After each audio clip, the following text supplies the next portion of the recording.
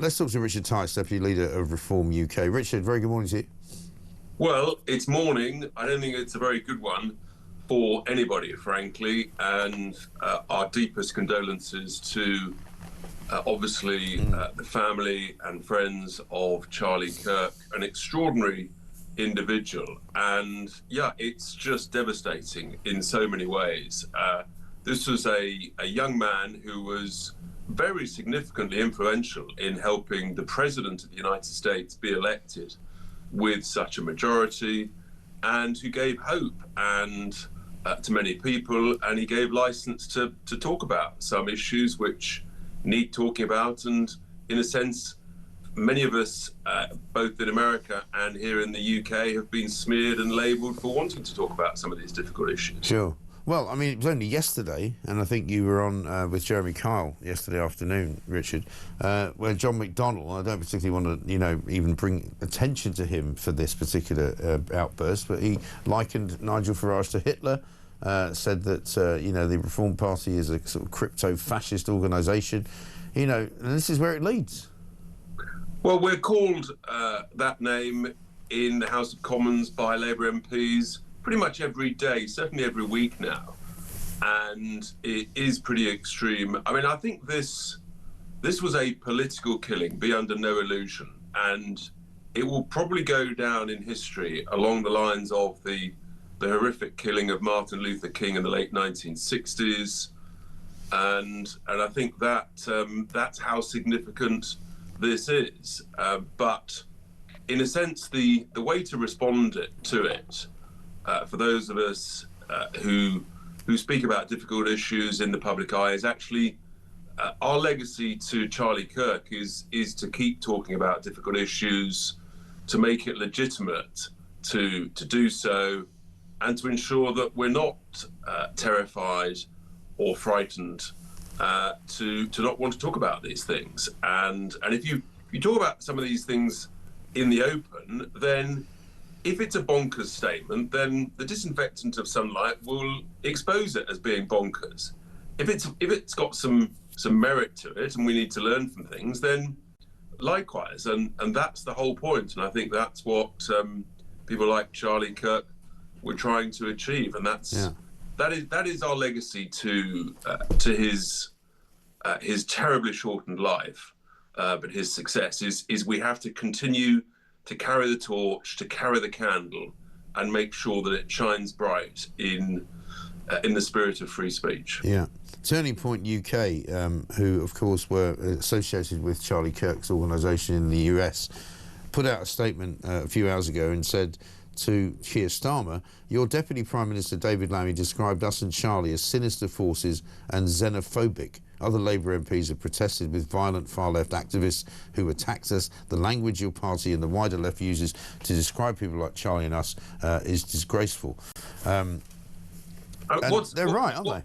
Well, what's extraordinary is we constantly get challenged by lefty, lovey-dovey media types every day, every week about be careful about your language. Yeah. And yet people like John McDonnell and the now Justice Secretary, recently sacked Foreign Secretary, David Lammy, are given a free pass to use all sorts of very extreme language. Now, that is part of free speech, of course, but it should be the case that you apply the rules consistently. Yes. And that's not what actually is happening. And consistent in every measure of the word and the process. So yeah, it's truly horrifying, startling, and a massive wake-up call. Absolutely. I mean, I watched you talking to Jeremy Kyle yesterday, Richard, on Talk yesterday afternoon, and I was much in admiration of you, actually, when you said, look, we don't cancel people for what they say. We don't believe in, saying that you can't say whatever you like. But, I mean, this morning, it obviously takes on a slightly different hue, doesn't it? I mean, do you worry about your own safety? Do you fear for your own safety at all? There are moments, and there have been a few instances, but I think we just have to have the courage to push on. And I repeat, I think the legacy to Charlie Kirk is those of us who can must push on and stand rock solid with that sort of foundation stone of free speech. That doesn't give you the right to incite violence or racism, anti-Semitism, to break the law, but it does give you the right to express and debate stuff. And I just think it's better to talk about difficult stuff in the open. If we talked about mass low-skilled immigration 10, 15 years ago and people's concerns, we might not be in the pickle we're in, but we weren't allowed to talk about it. Right. And so, yeah, that's why it's important. But here's where we are. I mean, Jeremy Clarkson put out a tweet, I mean, it's a few hours ago now, but he said, for the first time in my life, I'm genuinely frightened about being a newspaper columnist. You know, that's awful, isn't it? Of course it's awful. And he's a very high-profile, very significant contributor and celebrity. It's terrible he feels that way. But, it really is. Yeah, my view is we've got to push on, we've got to do the right thing, and we've got to debate the important issues. And frankly, one of those is my call today that Lord Mandelson must either resign or be fired today, because what's been revealed yesterday by Harry Cole with regard to Lord Mandelson repeatedly and consistently supporting and expressing his admiration and love for Jeffrey Epstein. And some of the things that were revealed but have not obviously been sort of fully explored yet because of the assassination of Charlie Kirk. I mean, Lord Mandelson literally said that to Jeffrey Epstein, he should use his conviction and jail as an opportunity, was the words he used, as an opportunity. I mean, this is just extraordinary language. Yeah. Well, I mean, surely he then expressed his love for a paedophile. Yeah. Well, I mean, you know, in his first sort of a clip of the interview that we played yesterday morning, Peter Mandelson basically said, I was hoodwinked by this man. He was an albatross around my neck. He basically, you know, convinced me of something that wasn't true. And now that's completely been laid bare to be absolutely ridiculously wrong and a barefaced lie. Because on the front page of the Daily Mail today, he says to him, even as he was serving time in prison for convicted paedophile offences, your friends love you, fight for early release. He starts quoting The Art of War at him and telling him that, you know, he's going to have a strategy to come back and win the day.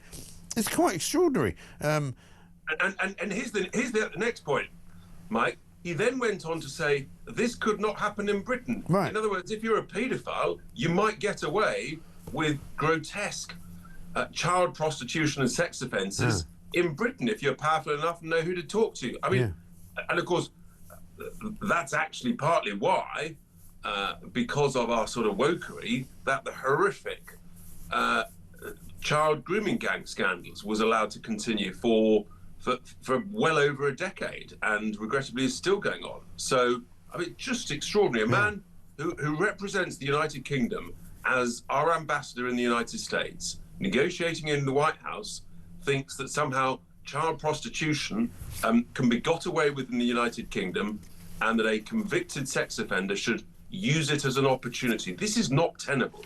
It really isn't. And Keir Starmer now has also put himself out there for criticism, because he said in Prime Minister's Questions only yesterday that he has full confidence in the ambassador to the United States, as if he's given him a pass. He said, well, you know, he's issued a statement saying that he regrets his friendship with him. Oh, really? Well, sorry, that's not good enough. I mean, you know, Dan Hodges this morning, if Starmer can't or won't tell us what he knew about Mandelson, he should resign as well. Well, he refused in the House of Commons to answer Kemi Badenoch's perfectly reasonable question whether Keir Starmer knew that Mandelson was involved in negotiating a £1 billion deal with Epstein after he had, I believe, been released from his first jail sentence. And this is, of course, the same Keir Starmer who failed to prosecute Jimmy Savile when he was Director of Prosecutions. And he now seems to think it's okay to defend basically a self-confessed pedo lover in Lord Mandelson. Yeah. That is what he is. It's extraordinary. Absolutely extraordinary. Richard, good to see you. Thank you very much indeed. Richard Tice, Deputy Leader of Reform UK, calling today for the resignation and the sacking, indeed, of Lord Mandelson.